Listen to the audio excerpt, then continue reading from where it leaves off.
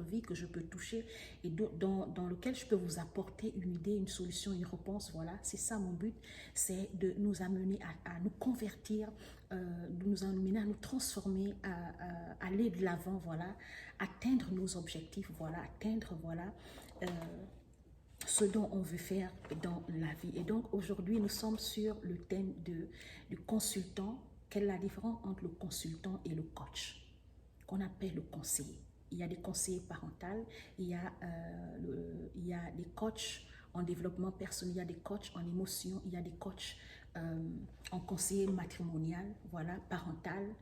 Donc, ceux qui s'occupent par exemple du ménage, du foyer, la construction des couples, voilà, la réconciliation de couple, des conseillers de couple, voilà. Il y a des coachs, il y a des thérapeutes, voilà. Il y a des coachs en finance, en management, ceux qui aident les gens à ouvrir les entreprises, voilà, on les appelle des coachs en management. Il y a des coachs de finance, ceux qui parlent d'argent, comment savoir gérer son argent. Il y a plein de coachs, voilà. Mais dans tous ces couloirs de coaching, de consultants, voilà, chacun a son couloir. C'est un peu comme dans l'église, il y a des pasteurs, voilà, qu'on appelle les démologiens. Eux, ils chassent les démons, voilà, qu'on appelle les pasteurs du combat spirituel. Dans l'église, il y a des pasteurs qui chantent. Donc, il est seulement lui, il est pasteur, mais il chante. Il y a des pasteurs musiciens parce qu'ils jouent à la guitare, donc ils jouent la musique pour Dieu, pour la gloire de Dieu. Il y a des pasteurs, des enfants, lui il s'occupe seulement des enfants à l'église, voilà, l'école d'hymne. Il y a des pasteurs, comment on appelle ça, ceux qui prêchent. Lui il est seulement là pour prêcher. Il ne délivre pas, il ne chasse pas les démons, voilà. Lui, il prêche seulement la parole de Dieu. On les appelle les enseignants, les docteurs de la parole de Dieu. Et donc, dans le coaching aussi, il y a des couloirs. Alors, si vous voulez devenir coach, il faut savoir dans quel domaine, dans quel couloir vous voulez exercer. Il y a même des coachs en rangement. Moi, je me suis fait suivre, j'ai suivi le coaching en rangement, voilà. Et là, je peux vous montrer un de ses livres. On l'appelle Marie Kondo, voilà, elle a écrit ce livre-là. Voilà, le rangement, la magie du rangement de Marie Kondo. Donc, il y a des coachs en rangement, c'est extraordinaire. Voilà, juste faire le ménage, comment savoir prendre soin de sa maison, comment savoir faire le rangement, organiser les choses, classer les choses. C'est un art. Voilà, par exemple, ceux qui font le design. Il y a des coachs en design, c'est-à-dire ceux qui viennent pour... ils vont te montrer comment mettre le tableau dans ta maison. Ceux qui font le design, par exemple, dans les salons de coiffure, tout ça là. Il y a des coachs. Il y a des coachs aussi en développement personnel. Par exemple, celui qui a écrit ce livre, on l'appelle Hal Elrod. Hal Elrod, voilà, il a écrit le livre de Miracle Morning. C'est un Américain qui a écrit le Miracle Morning. Lui, dans son histoire, il explique en fait que il a fait un accident grave. Allez-y lire ce livre-là. Si vous passez une épreuve, vous avez du mal à vous relever moralement, vous êtes dans un désespoir absolu, absolu, pensez que le monde est tombé sur vos têtes, allez-y lire le livre Miracle Morning. Il n'est pas cher, je pense qu'il est dans les 7 €. Voilà. En français, moi je le lis en français. Voilà, lui c'est un coach en développement personnel, mais lui il oriente les gens dans les comportements, les habitudes du matin et du soir. Et il explique que pour bien décoller sa journée, il faut organiser en fait sa matinée. Et moi, de nature, j'étais embrouillée, voilà, je faisais tout en même temps, je ne savais pas m'organiser. Et donc, je suis tombée sur quelqu'un un coach aussi qui parlait de ce livre. Alors je suis allée l'acheter. Donc la plupart des grands influenceurs, la plupart des personnalités, des présidents, des docteurs, des chefs d'entreprise, ils ont un programme matinal qu'ils respectent. Tous les entrepreneurs que vous voyez, les grands influenceurs sur les réseaux sociaux, les grandes stars, les musiciens, les sportifs, les coachs, tout, ils ont un programme matinal. Et donc, c'est ce c'est extraordinaire. Et je voulais toucher en fait un point parce que il y a quelqu'un, vous savez, sur les réseaux sociaux, tout le monde vient faire son buzz. Hein, et quitte à savoir qui regarder, qui écouter, vous comprenez? On ne peut pas faire de comparaison entre un coach et un pasteur. Le pasteur, lui, il enseigne le divin. Le pasteur, lui, il communique aux gens la vie divine. Le pasteur, lui, il communique aux gens les lois divines. Vous comprenez? Un pasteur, un vrai pasteur, parce que la Bible parle des faux pasteurs. Il parle des faux chrétiens. La Bible parle des faux croyants. Et comme je pouvais dire que la différence entre le croyant, le faux croyant et le vrai croyant, le faux croyant, il est adepte. Mais le vrai croyant, il est converti. Il est changé dans les habitudes, le comportement, la façon de parler, la mentalité. Or, celui qui est adepte, il est juste là comme un figurant. Il a l'étiquette d'un chrétien, d'un croyant, parfois il a l'étiquette d'un pasteur. Mais il n'est pas changé, il n'est pas transformé. Vous allez voir des pasteurs qui tuent, qui violent. On a vu un pasteur qui a tué sa femme à 7 balles. Ce n'est pas des pasteurs. Il a juste l'étiquette d'un pasteur. Celui qui l'a établi pasteur, lui-même aussi n'est pas pasteur. Parce qu'avant d'établir quelqu'un pasteur, on le teste durant des années. Aujourd'hui, les gens font les choses par relation, par connaissance. Parfois à cause de l'argent, parce que quelqu'un a l'argent, on lui met vite une position qui ne mérite même pas. Parce que c'est le monde.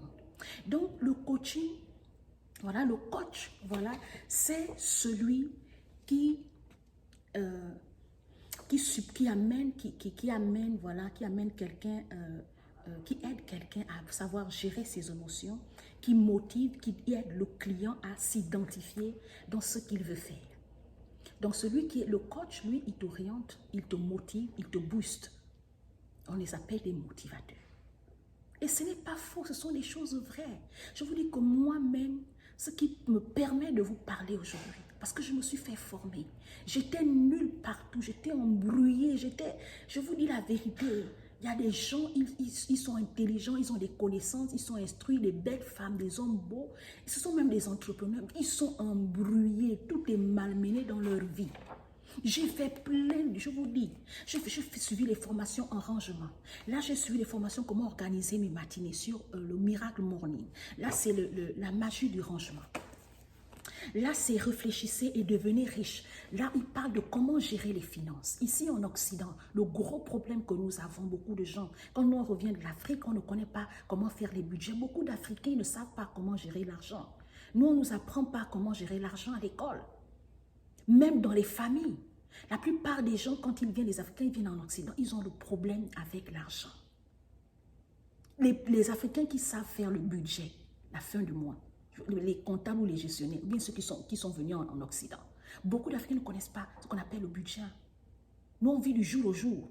Quand le 5 arrive, quand le 25 arrive, avant le 5 du mois qui commence, l'argent est déjà terminé. On ne connaît pas ça.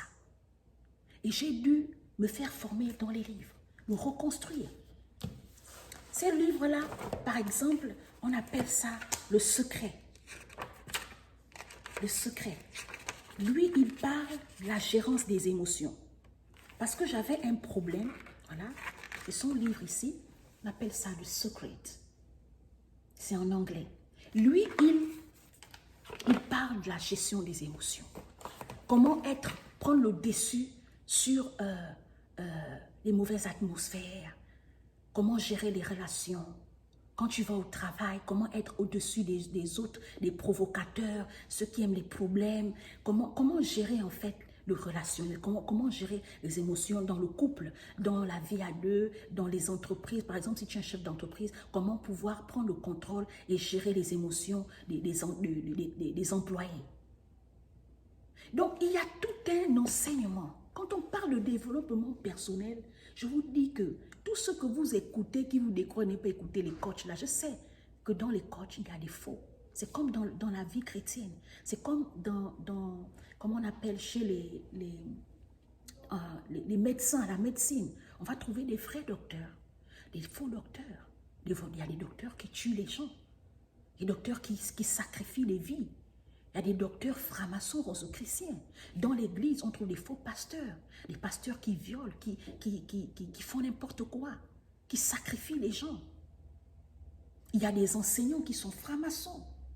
Il y a des profs d'université qui sont dans les sectes, qui jouent avec l'intelligence des enfants. L'enfant, il est intelligent. Quand il rentre au contact d'un enseignant qui est franc-maçon, rosicrucien, il joue avec son intelligence, l'enfant devient maboule. Dans le coaching aussi, il y a des sorciers, il y a des faux coachs, il y a des vrais coachs. Il faut savoir discerner le vrai du faux. C'est pour ça qu'on demande à tout le monde aujourd'hui de rechercher le discernement et la sagesse. Qui vous devez écouter? Vous comprenez? Donc, la différence entre le coach et le consultant, le coach, lui, il motive, il aide le client à s'identifier dans ce qu'il veut faire dans sa vie, ou bien il t'aide à t'identifier. Si par exemple tu as plusieurs partenaires, il t'aide à t'identifier. Si par exemple tu as plusieurs, tu ne sais pas quoi faire dans le business, dans les entreprises, il t'aide à t'orienter. Maintenant, le consultant, lui, il vise à guérir et à traiter.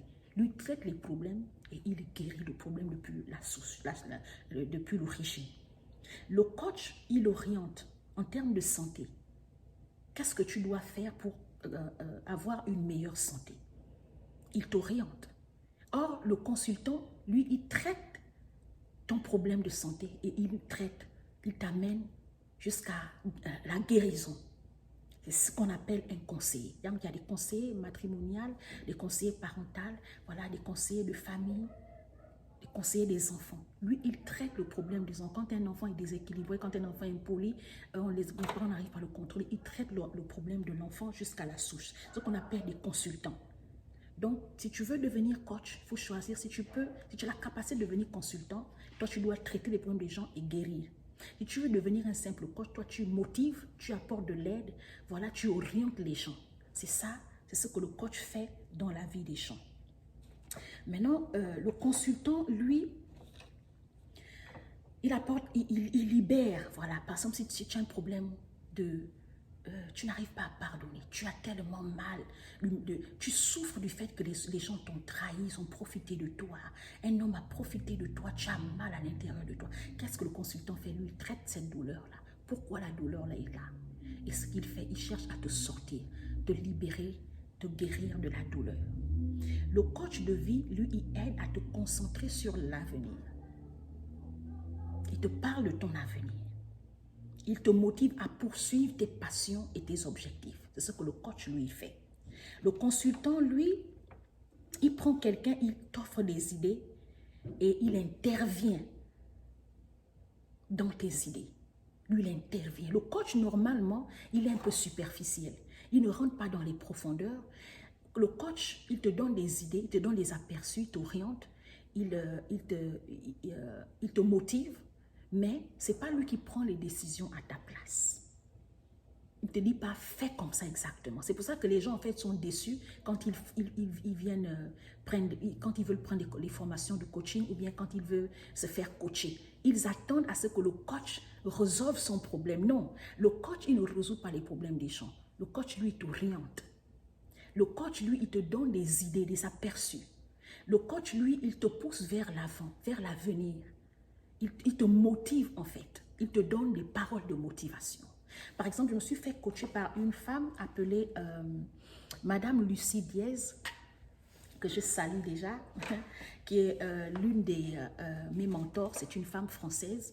Voilà, elle, je ne savais pas comment, parce que je suis en train de programmer, de faire programmer une formation en ligne. Voilà. Et donc, je ne savais pas comment m'organiser pour faire programmer des formations, tout ça, qu'est-ce que le contenu, voilà, bien spécifier les choses, voilà, m'organiser dans l'ouverture de ma formation. Alors, cette coach, elle est spécifiée dans ça. Donc, elle aide les gens à ouvrir des entreprises. D'accord? Donc, elle fait ce qu'on appelle coach en management.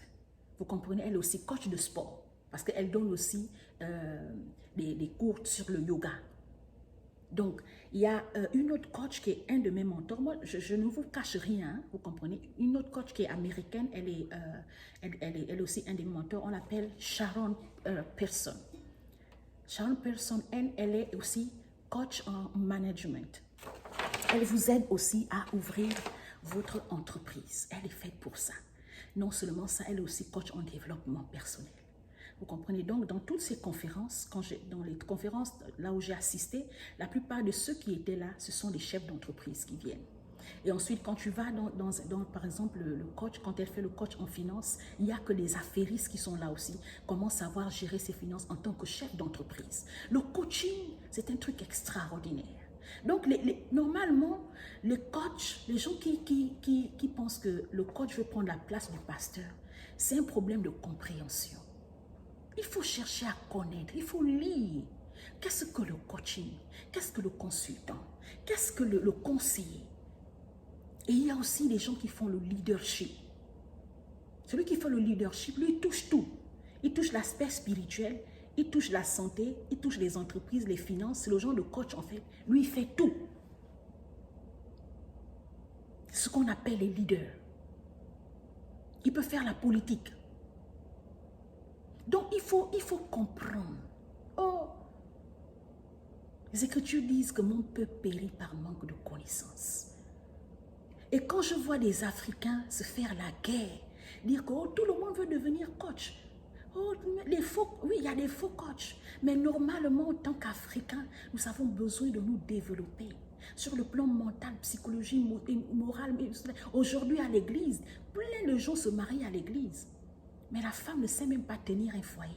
Elle ne sait même pas faire à manger. Les femmes, on ne sait même pas se comporter dans les foyers. Quand on rentre dans le mari, dans la vie à deux, on rend la vie impossible aux hommes. La vie impossible.